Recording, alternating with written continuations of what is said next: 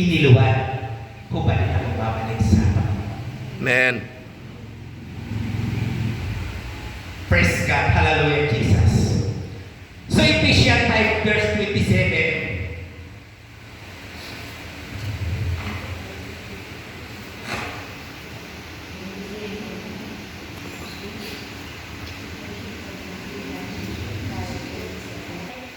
Sa kanyang sarili na matiwalhati na walang tumis o kulubot o anumang gayong bagay, kundi ito'y nararapat maging banal at walang kapintasan. Ayun. Amen. So ito po ang iglesia ng Panginoon po na kailangan may harap. Tayo po kasi yung templo, tayo po yung iglesia. Hindi po yung templo, hindi po templong bahay. Hindi po iglesia bahay. Tayo po yung iglesia, tayo po templo. Ang sabi ng Panginoon, kailangan ang templo at ang iglesia ng Diyos may harap sa Kanya na walang dugis, walang kulubot, walang mancha, walang kulubot.